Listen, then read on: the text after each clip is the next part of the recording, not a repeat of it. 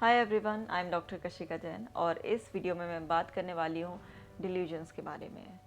Delusion का मतलब है आपका फॉल्स एंड फर्म बिलीफ, यानी कि एक ऐसा विश्वास जो कि सच नहीं है लेकिन वो आपका पक्का विश्वास है।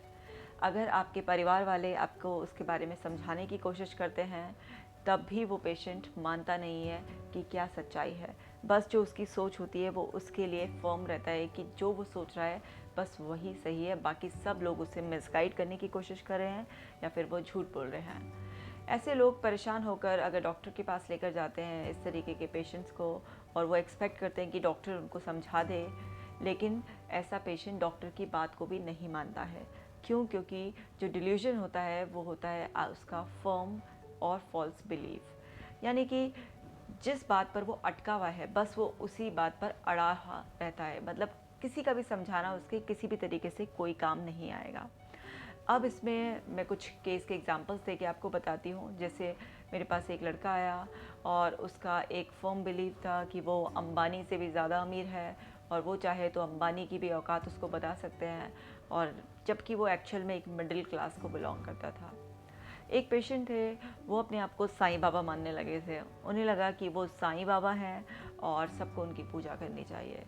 अब ये जो डिलीजन्स होते हैं इसमें पेशेंट को एक ऐसा बिलीफ उसके दिमाग में सेट हो जाता है जो एक्चुअल में होता नहीं है, और उसके परिवार वाले भी उस चीज़ को नहीं मानते हैं। क्योंकि कई बार सुपरस्टिशन ऐसा होता है कि कुछ लोग ऐसे अपने आप को भगवान मानने लग जाते हैं, तो देखा जाता है कि उनकी जो कम्युनिटी है या उनका परिवार है वो भी इस बात पर थोड़ा सा वैलिडेट कर रहा है कि हाँ ऐसा कुछ है। लेकिन डिल्यूजन्स में सुपरस्टिशन से अलग ये होता है कि बस पेशेंट के अलावा कोई दूसरा उसकी बात को सपोर्ट नहीं करता। क्योंकि अगर ऐसा होता तो फिर वो उनकी पूजा अर्चना करते, ना कि वो साईं बाबा को एक डॉक्टर के क्लिनिक पर लेकर आते।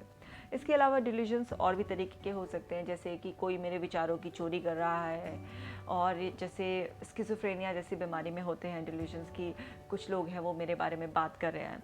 मेरी एक फीमेल क्लाइंट थी, उसको इस तरीके का डिल्यूजन रहता था कि उसके भाई ने ही उसके साथ कुछ ऐसा सेक्सुअल एक्ट किया है जिसकी वजह से उसकी ज़िंदगी ख़राब हो गई है।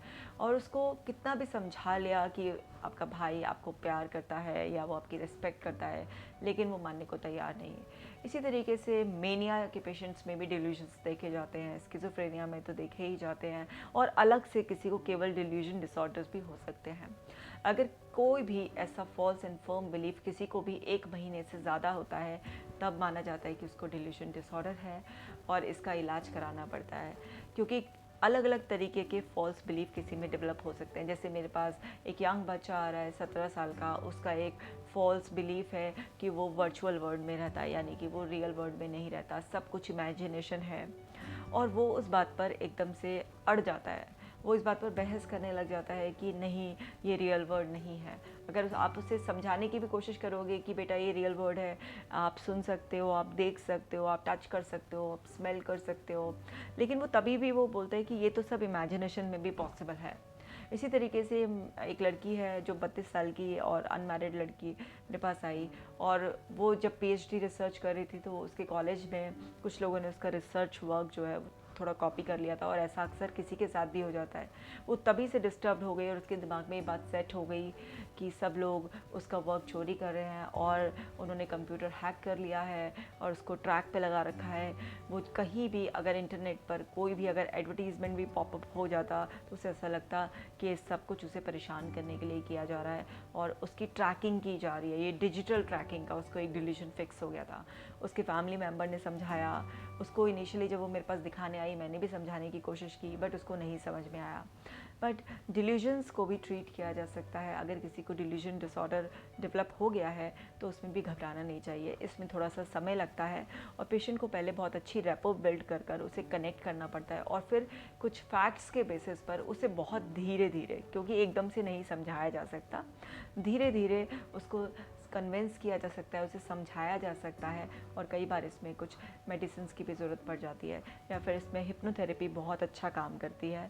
क्योंकि उसमें अगर आपका भी रिसेंट कुछ थोड़े टाइम पहले ही कोई ऐसा बिलीफ सेट हुआ है दिमाग में और आप उस हिस्ट्री लेकर उस इंसिडेंट तक पहुंच जाएं जिससे कि उसका बिलीफ डेवलप हुआ था, तो फिर आप हिप्नोथेरेपी के माध्यम से उसको उस स्टेट में दोबारा से ले जाकर उस इवेंट को दिखाकर उसको वहाँ पे क्लैरिटी भी ला सकते हैं कि जो कुछ भी उसे लग रहा है वो महज वो उस घटना की वजह से लग रहा है। लेकिन अगर ये डिल्यूजन्स मेनिया के पेशेंट को होते हैं या स्किज़ोफ्रेनिया में होते हैं या साइकोसिस में डेवलप होते हैं, तो वहाँ पर इनिशियली बहुत ज़्यादा मुश्किल होता है डॉक्टर के लिए भी पेशेंट को कन्विंस करना कि ये जो उसका डिल्यूजन है उसके बारे में उसको फैक्ट्स देखने चाहिए, क्योंकि वहाँ पर वो उसको सपोर्ट ही नहीं करते हैं।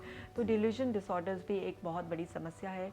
अगर किसी भी इंसान को आप ऐसे अपने आसपास देख रहे हैं जो कुछ ऐसी बात कर रहा है जो एक्चुअल में कहीं तक भी सच नहीं है और कहीं भी किसी भी दायरे में फिट नहीं बैठती है, तो आपको इसको लाइटली नहीं लेना चाहिए, इसे बहुत सीरियसली लेना चाहिए और तुरंत उनको ट्रीटमेंट के लिए साइकोलॉजिस्ट से या साइकेट्रिस्ट से मिलवाना चाहिए। आज के वीडियो में बस इतना ही। आपको लगता है कि ये वीडियो किसी के भी काम आ सकता है तो इसको ज़रूर शेयर करें, और ऐसे यूज़फुल वीडियोस से कनेक्टेड रहने के लिए आप मेरे यूट्यूब चैनल को सब्सक्राइब कर लीजिए। Stay connected.